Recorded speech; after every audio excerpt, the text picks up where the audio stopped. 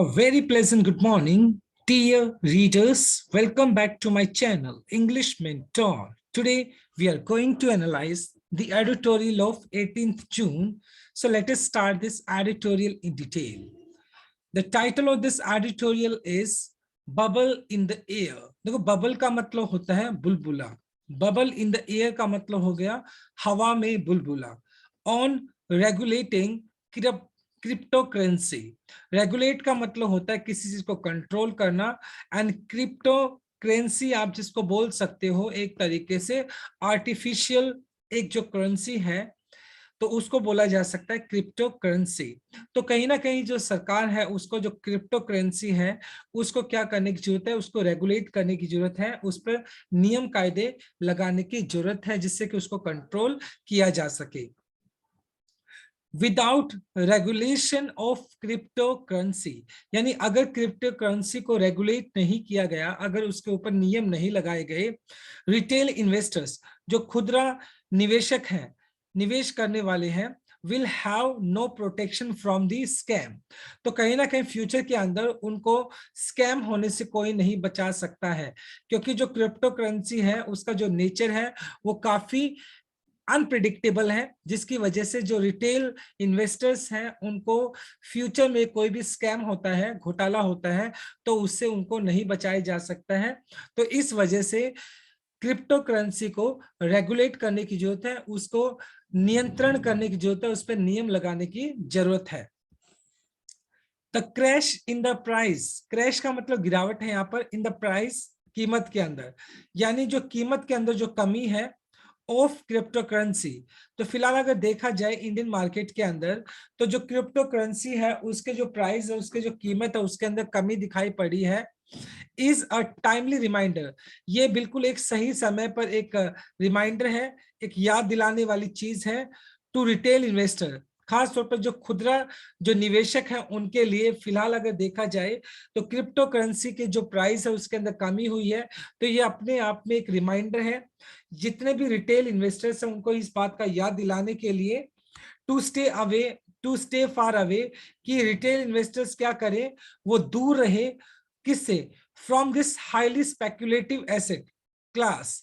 Speculative का मतलब होता है एक तरीके से जो जिसको आप सट्टा लगाने वाली बात बोलते हैं. स्पेक्युलेटिव का मतलब यहाँ पर हो गया एक तरीके से एक ऐसी एसेट्स, एक ऐसा करेंसी जिसको मतलब जिसका नेचर बहुत अनप्रिडिक्टेबल है, और मतलब कहीं ना कहीं फ्यूचर के अंदर इसके जो रेट्स है और भी काफी हद तक गिर सकते हैं. तो कहीं ना कहीं जो रिटेल इन्वेस्टर्स हैं उनको क्या रहना चाहिए, इस स्पेक्युलेटिव एसेट से जो कि अपने आप में एक प्रिडिक्टेबल नहीं है, उस संपत्ति से उनको दूर रहना चाहिए. क्योंकि फिलहाल अगर देखा जाए तो क्रिप्टो करेंसी की जो प्राइस है, उसकी जो कीमत है, उसके अंदर गिरावट आई है. बिटकॉइन, बिटकॉइन क्रिप्टो करेंसी के लिए यूज किया गया है. The most popular crypto currency, जो फिलहाल जो मार्केट के अंदर देखा जाए तो बिटकॉइन जो कि एक सबसे पॉपुलर एक क्रिप्टो करेंसी है, has lost over 2/3 of its value since its peak in November last year. और पिछले साल अगर नवंबर में अगर देखा जाए तो उस टाइम बिटकॉइन अपने पीक पर था, अपने शिखर पर था, लेकिन उसके बाद बिटकॉइन की जो 2/3 जो वैल्यू है वो बिल्कुल खत्म हो चुकी है. Has wiped out many retail investors, और इस मतलब गिरावट ने जो बिटकॉइंस के जो प्राइस है उसके अंदर जो कमी आई है उसने बहुत सारे जो रिटेल इन्वेस्टर्स हैं उनका वाइप आउट का मतलब सफाया कर देना, उसका सफाया कर दिया है. Other crypto currencies have witness, और बिटकॉइन ही नहीं बल्कि जो दूसरी क्रिप्टो करेंसी है have witnessed even larger losses with some Luna plunging to zero. और दूसरी जो क्रिप्टो करेंसीज हैं उन्होंने भी क्या किया, उनको भी भारी लॉस उठाना पड़ा है विद सम ल्यूना. ल्यूना का मतलब नुकसान ही हो गया, प्लंगिंग टू जीरो, और काफी हद तक मतलब प्लंगिंग का मतलब डाइव इनटू, तो उनको भी मतलब काफी मतलब हद तक क्या करना पड़ा है, नुकसान उठाना पड़ा है. बहुत केसेस में तो उनकी जो कीमत है वो जीरो पर हो गई है.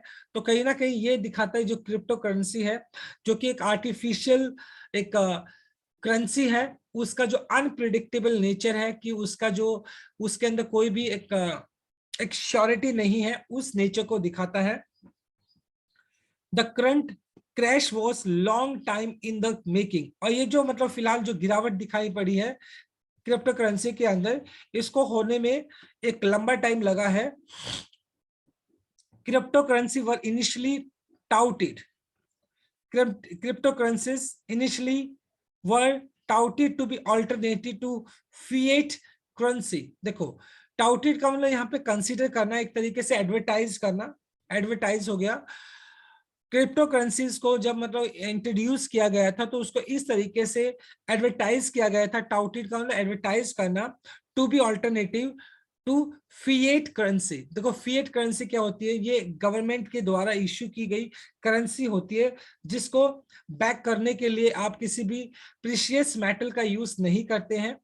तो स्टार्टिंग की अगर बात की जाए तो फिएट करेंसी के ऑल्टरनेटिव के तौर पर क्रिप्टो करेंसी को एडवर्टाइज किया गया था। since the supply of a lot of cryptocurrencies limited by design, और अभी अगर देखा जाए जब से क्रिप्टो करेंसी के डिजाइन को लेकर उसकी सप्लाई को लिमिटेड किया गया है, उसको काफी हद तक कम किया गया है। Investing in them crypto currency के अंदर निवेश करना like the good way to protect one's wealth from inflation fuelled by central bank. और फिलहाल मतलब इन्वेस्टिंग इन देम और क्रिप्टो करेंसी के अंदर इन्वेस्ट करना सीम्ड लाइक, ये दिखाई पड़ता है कैसा, अ गुड वे, एक बहुत अच्छा तरीका, टू प्रोटेक्ट, जिससे कि प्रोटेक्ट किया जा सके वंस वेल्थ, एक किसी भी इंसान की धन दौलत को प्रोटेक्ट किया जा सकता है, from inflation fuelled by central bank. और सेंट्रल बैंक का मतलब जो इन्फ्लेशन है उससे बचने के लिए क्रिप्टो करेंसी के अंदर क्या किया जा सकता है, इन्वेस्ट किया जा सकता है। लेकिन जो क्रिप्टो करेंसी है उसका जो नेचर है वो काफी अनप्रिडिक्टेबल है। But as it became obvious, लेकिन जैसा कि हम जानते हैं ये बात बिल्कुल स्पष्ट है, that crypto currency have had very little acceptance. Overall अगर देखा जाए इंडियन मार्केट के अंदर या वर्ल्ड मार्केट के अंदर क्रिप्टो करेंसी का जो एक्सेप्टेंस है, जो स्वीकार्यता है, लोग इसको स्वीकार करने में अभी भी हिचक करते हैं, उसको पूरी तरीके से स्वीकार नहीं किया गया एज मनी। अभी भी अगर देखा जाए तो क्रिप्टो करेंसी को लोगों ने एक मनी के तौर पर उसको पूरी तरीके से एक्सेप्ट नहीं किया है। क्रिप्टो इंथ्यूजियास्ट, वो लोग जो क्रिप्टो करेंसी के अंदर डील करते हैं, इंथ्यूजियास्ट का मतलब होता है जो उत्सुक लोग हैं, begin to argue a slightly different case. और जो क्रिप्टो करेंसी के लिए जो इंथ्यूजियास्ट हैं, जो उत्सुक लोग हैं, उन्होंने दूसरी तरीके से आर्ग्यूमेंट करना स्टार्ट कर दिया है। Crypto were now touted as an independent assets like gold silver. और जिस टाइम क्रिप्टो करेंसी को इंट्रोड्यूस किया गया था तो उस टाइम उसको टाउटेड करना, एडवर्टाइज करना, तो उसको एक स्वतंत्र एक संपत्ति के तौर पर उसको एडवर्टाइज किया गया था, जैसे कि गोल्ड हो गया, सिल्वर हो गया, जो प्रीशियस मेटल है उसकी तरह उसको क्या किया गया था। जिस तरीके से आप प्रीशियस मेटल को रख सकते हो उसी तरीके से क्रिप्टो करेंसी को भी आप रख सकते हो, तो ऐसा एडवर्टाइज किया गया था। दैट कुड सर्व, जिस तरीके से हमारे जो प्रीशियस मेटल होते हैं वो क्या करते हैं, that could serve as an effective hedge in the times of crisis। Has का मतलब वैसे क्या होता है, देखो हैज हो गया एक टेक्निक जिसके तरह फाइनेंशियल जो कभी कभी क्राइसिस आता है तो उससे बचने के लिए उस टेक्निक का यूज किया जा सकता है। तो कहीं ना कहीं ये जो जैसे जनरली हम अगर देखें क्राइसिस का जब भी टाइम होता है तो हमारे जो प्रीशियस मेटल होते हैं वो हमें उस क्राइसिस से बाहर निकालने में क्या करते हैं, ये सहायता करते हैं। इन द सेम वे उसी तरीके से क्रिप्टो करेंसी को भी उन प्रेशियस मेटल की तरह समझा गया था कि कभी फ्यूचर के अंदर कोई भी फाइनेंशियल क्राइसिस आता है तो उन बिटकॉइंस को यूज करके या क्रिप्टो करेंसी को यूज करके उस क्राइसिस से बाहर निकला जा सकता है। ऐसा स्टार्टिंग में क्या किया गया था, ऐसा समझा गया था, इस तरीके से क्रिप्टो करेंसी को एडवर्टाइज किया गया था। The crash in the crypto market amidst, और फिलहाल जो क्रिप्टो मार्केट की अगर बात की जाए उसके अंदर जो प्राइस के अंदर जो कमी दिखाई पड़ी है, वाइडर मार्केट करेक्शन, और मार्केट को करेक्शन सुधार करते हुए has put the rest the argument. तो इसने क्या कर दिया है, क्रिप्टो मार्केट का जो क्रैश है, जिसने मतलब अब जो गिरावट है उसने उसको रेस्ट जो आर्ग्यूमेंट है उसको बिल्कुल खत्म कर दिया है। That crypto as an asset class as good has a precious metal. मतलब इस बात पे जो बहस हो रही थी कि जो क्रिप्टो करेंसी है उसको एक प्रीशियस मेटल की तरह उसको क्या किया जा सकता है, उसको यूज किया जा सकता है। फिलहाल अगर देखा जाए क्रिप्टो मार्केट के अंदर जो गिरावट आई है तो उससे जो एक आर्गुमेंट चला हुआ था, कुछ लोग इस बात का फेवर कर रहे थे क्रिप्टो को एक प्रीशियस मेटल की तरह फ्यूचर में यूज किया जा सकता है, कुछ लोग उसके बिल्कुल अगेंस्ट थे। तो कहीं ना कहीं उस आर्ग्यूमेंट को अब बिल्कुल खत्म हो चुका है। क्यों? क्योंकि सभी लोगों के सामने ये सक्षम प्रत्यक्ष सामने स्पष्ट तौर पे सभी के सामने ये है कि देखने के लिए कि क्रिप्टो की जो मार्केट है वो काफी हद तक क्या हो गई है, काफी हद तक वो उसके अंदर गिरावट आई है, जिससे कि साफ साफ इस बात का पता चलता है कि क्रिप्टो करेंसी का जो नेचर है वो काफी अनप्रिडिक्टेबल है, जिसकी वजह से उसको उसको समझना काफी आसान हो गया है। There is little reason to believe, अब इसके पीछे कोई भी खास वजह नहीं है कि इस बात पे विश्वास करना that crypto currency possess any intrinsic value. Intrinsic का मतलब हो गया आंतरिक, और क्रिप्टो करेंसी के अंदर अगर देखा जाए तो उसकी कोई आंतरिक कोई वैल्यू नहीं है that can make them serve the role of widely accepted money. बहुत सारे लोग इस बात में सस्पेक्टेड कर रहे हैं, इस बात में डाउट है कि उनको जिस तरीके से जो मनी है जो एक सॉलिड फॉर्म में होता है, वो मनी जो जिस तरीके से हमें सर्व करता है, सेवा करता है, in the same way crypto currency का भी उसी तरीके से यूज किया जा सकता है। लेकिन फिलहाल अगर जिस तरीके से क्रिप्टो करेंसी का जो नेचर है वो काफी अनप्रिडिक्टेबल है, लोगों को उस बात में विश्वास करने में काफी परेशानी हो रही है, वैसा विश्वास नहीं किया जा सकता है। और एज लेजिटमेट, लेजिटमेट का मतलब होता है कानूनी तौर पर जो एक्सेप्टेड है assets class such as precious metal. और वो लोग जो इस बात के लिए आर्गुमेंट करते हैं कि जिस तरीके से जो प्रीशियस मेटल है, जो कीमती जो किसी भी तरह की जो धातुएं हैं जिसमें सोना चांदी हो गया, तो जिस तरीके से उनको यूज किया जा सकता है क्राइसिस के टाइम, तो इन द सेम वे ये जो बिटकॉइंस हैं या क्रिप्टो करेंसी है उनको भी यूज किया जा सकता है फ्यूचर में। तो इस बात का आर्गुमेंट ऑलमोस्ट खत्म हो चुका है, क्योंकि फिलहाल अगर देखा जाए क्रिप्टो करेंसी जो मार्केट है काफी उसके अंदर फॉल डाउन आया, काफी शॉर्ट फॉल हमें देखने को उसके अंदर मिला है।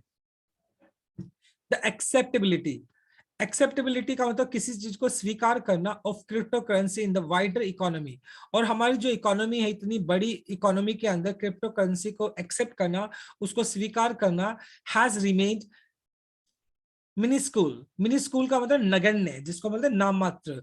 और इतनी बड़ी इकोनॉमी के अंदर क्रिप्टो करेंसी को अभी भी बहुत ही नाम मात्र तौर पर उसको स्वीकार किया जाता है। And there are no sign of their use for purpose other than wild speculation. Speculation का मतलब एक तरीके से सट्टा बाजार हो गया, और सिर्फ उसका स्पेकुलेशन के अलावा और कहीं पर ज्यादा उसका यूज हमें देखने को नहीं मिला है, अगर इंडियन मार्केट की अगर बात की जाए, इंडियन इकोनॉमी की अगर बात की जाए। But only the tailwind, that has kept cryptocurrency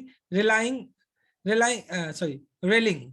और टेलविंड क्या हो गया? देखो टेलविंड हो गया एक तरीके से एक टेक्निक जिसके थ्रू हमें किसी फाइनेंशियल जो क्राइसिस होता है उससे बचाने के लिए हम यूज करते हैं।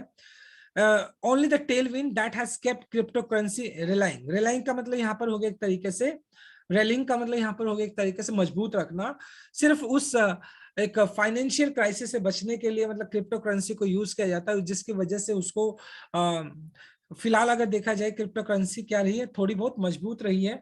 Despite concern about their fundamental interesting value has been the climate of easy monetary policy adopted by the central bank। और कहीं ना कहीं क्रिप्टो करेंसी को लेकर जो सेंट्रल बैंक है उनकी जो मॉनेटरी जो पॉलिसी है वो भी काफी हद तक वो क्या रही है, अनफेवरेबल रही है क्रिप्टो करेंसी को लेकर। और क्रिप्टो करेंसी का जो इंटरेस्टिंग वैल्यू है, जो आंतरिक जो वैल्यू है, वो भी कहीं ना कहीं अनप्रिडिक्टेबल है, उसको लेकर भी कुछ खास नहीं कहा जा सकता है। तो जिसकी वजह से जो क्रिप्टो करेंसी है वो इतना पॉपुलर नहीं है इतनी बड़ी इंडियन इकोनॉमी के अंदर। Easy money from central bank fueled the rise of get rich quick industry that depend on selling a greater fuel sorry।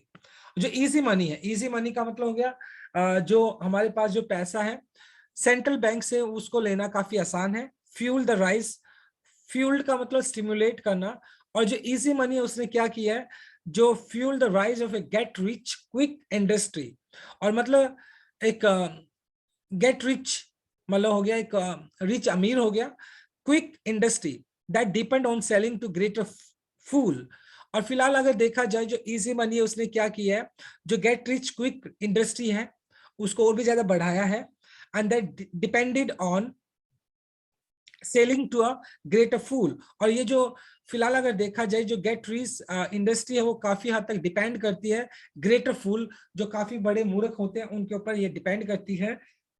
Just as internet stocks, जहां तक इंटरनेट स्टॉक की अगर बात की जाए, या tulip bulb were the hallmark of liquidity fuel bubbles in the past. और जिस तरीके से इंटरनेट स्टॉक की बात की जाए, या टुलिप बल्ब था जो कि हॉलमार्क था, निशान था liquidity fuel bubble in the past.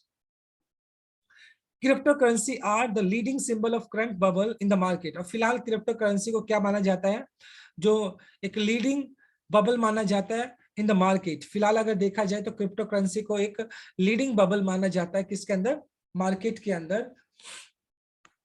But perhaps the biggest threat to their prospect has been existential one. लेकिन अगर बात की जाए तो उनका जो अस्तित्व है उनको लेकर काफी अभी भी क्या बना हुआ है, एक तरीके से थ्रेट बना हुआ है, खतरा बना हुआ है। Government and their central bank, सरकार और उसके जो बैंक्स की अगर बात की जाए, have been largely unwilling to recognise crypto currency as legitimate investment asset.